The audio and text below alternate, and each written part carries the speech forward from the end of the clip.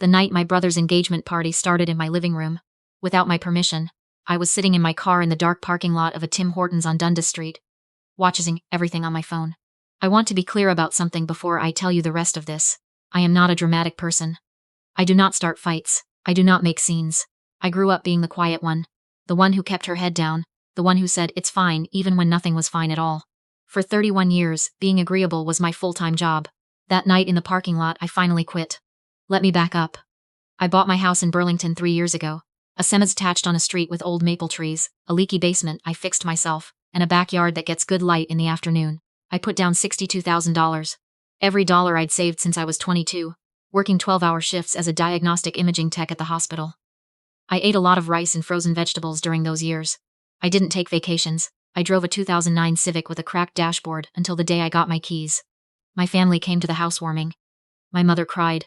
My father shook my hand, which was as warm as he got. My brother, 2 years older, perpetually between jobs, perpetually certain the universe owed him something, walked around looking at everything. With this expression I'd learned to read over a lifetime. It wasn't admiration. It was calculation. His name is not important. In this house we called him whatever mood he was in that week. That night, he was charming. He hugged me. He said, "You did it, sis." He meant it the way people mean, "I can't believe it wasn't me." My mother started calling more after that. Little things at first. Could I host Christmas because my place was bigger? Could my brother store some boxes in my garage, just for a few weeks? Could I let his girlfriend use my address for a delivery because she was between apartments? I said yes. I said yes. I said yes. The boxes stayed for 11 months. I started finding things moved in my kitchen when I came home from night shifts. A drawer reorganized. My good knife in the wrong block. One time I came home and there was a pot on my stove that wasn't mine. I asked my mother. She said my brother had just stopped by to use the kitchen because his building had pest issues. I asked how he got in. She went quiet in a specific way she has, where the silent science itself is supposed to make you feel unreasonable for asking. I changed the garage code. She called to ask why. I said I'd had a scare with some teenagers in the neighborhood. She accepted that because it kept the peace, which was the thing she cared about most in the world. Then the engagement happened. His girlfriend. She'd been around for about 2 years, perfectly nice. I have no complaints about her personally. Got a ring in January. My mother called me at 7 in the morning to tell me, which meant she'd been up since 5 just holding the news. She was so happy. He was finally settling down. They wanted to do a dinner, a small thing, just family, to celebrate. I said of course. I offered to bring dessert. What I did not offer was my house. I found out about that part 6 days before the party. My cousin texted me. She lives in Oakville.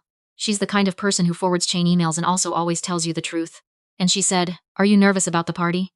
Your mom says you've been planning it for weeks." I read that text 3 times. I called my mother. She explained it the way she explained most things that were technically ambush. Calmly, with a tone that implied I was the one making it complicated. She had already told people. She had already confirmed 34 guests. She had contacted a caterer. She had arranged for my aunt to bring folding chairs. It was happening at my house on Saturday. "You didn't ask me," I said.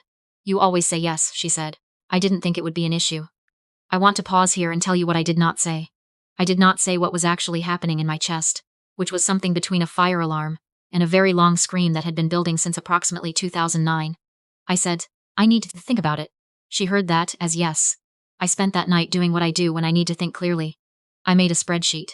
It sounds cold. It isn't. It was the only way. I could see the shape of things without my feelings getting in the way. Line by line, I wrote down everything that had happened in the last 3 years. The boxes in the garage that became furniture, that became a guitar and an air hockey table. The just stopping by that had its own key somehow. I still don't know how that happened. I never gave him one. The time my mother told the neighbors I'd be happy to sign for their packages while they were in Florida without telling me. The Christmas where I bought all the groceries. And my father told everyone that my mother had cooked everything. The $800 I'd lent my brother for first and last on an apartment that he never actually rented. When I asked about it, he said he'd pay me back when things settled. Things have not settled. At the bottom of the spreadsheet I wrote, "This is my house, my name is on the deed, my mortgage, my labor, my rules." I slept better that night than I had in months. The next morning I called a locksmith. I had the front door, the side door, and the garage rekeyed. I gave the locksmith specific instructions and I paid cash. Then I called the property management app I'd installed when I got the house. I'm not a tech person, but I work with machines for a living. I understand systems. And I updated every permission setting.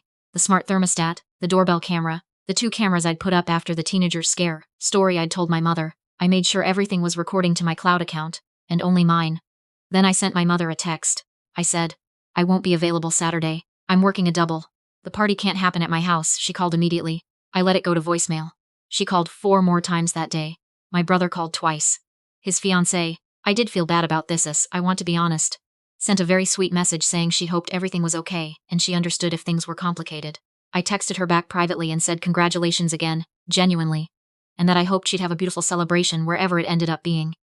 My father did not call. He texted, "Don't embarrass this family." I screenshot it.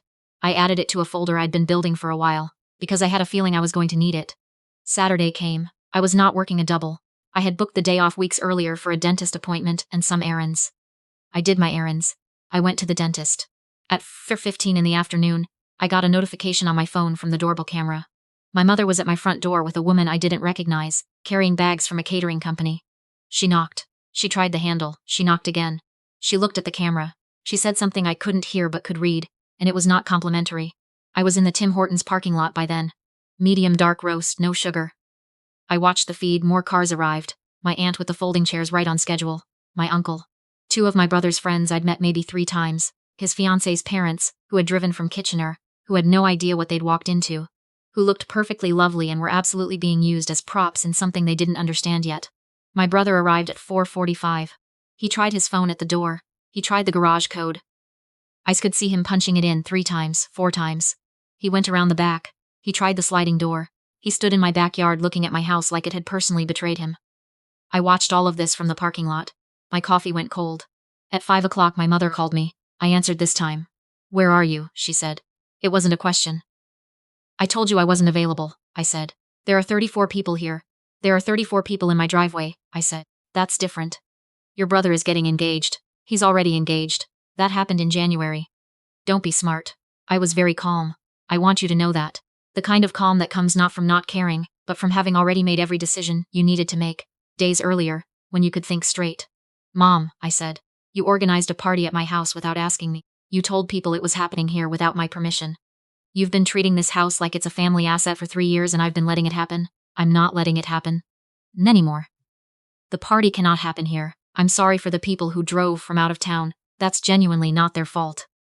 But you need to find another venue." She said things after that. I'm not going to repeat them. Some of them were about how I've always been selfish, and some of them were about how I've always been jealous of my brother. And one of them was about how my grandmother would be ashamed of me.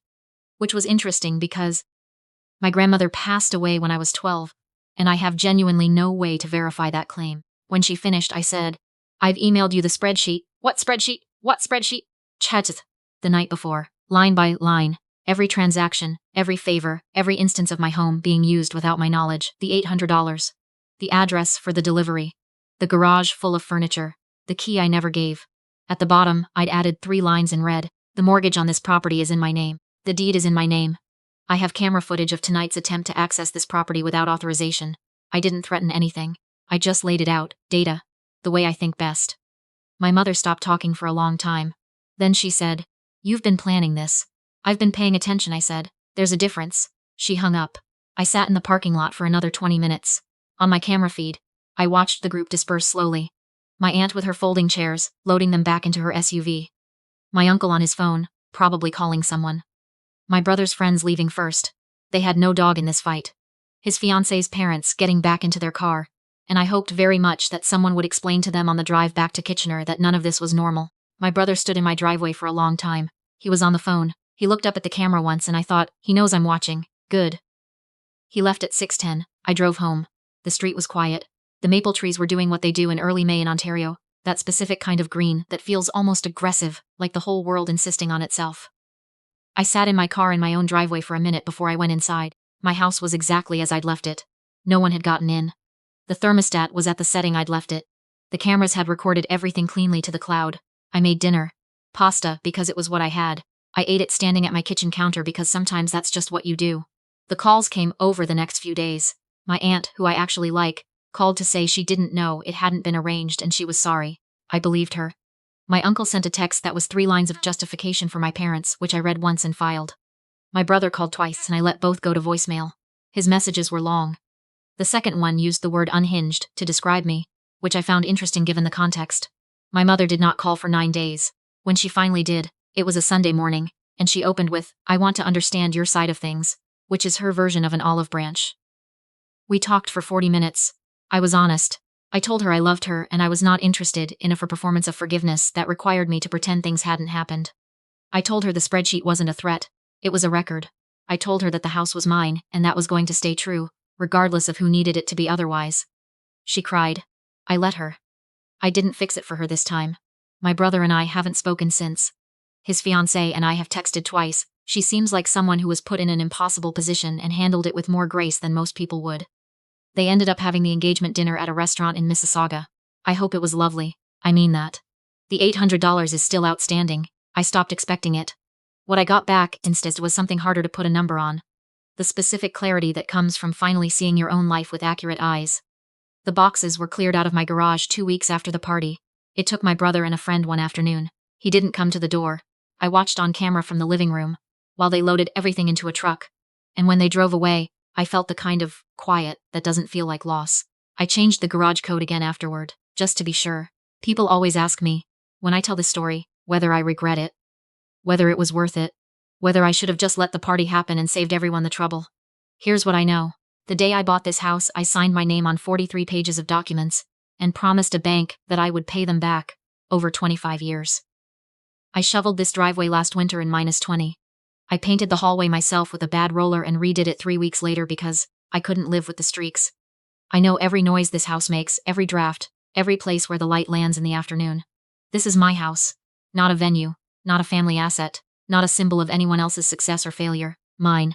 And if it took a Tim Hortons parking lot and a spreadsheet and a very long Saturday to make that real, then that's what it took.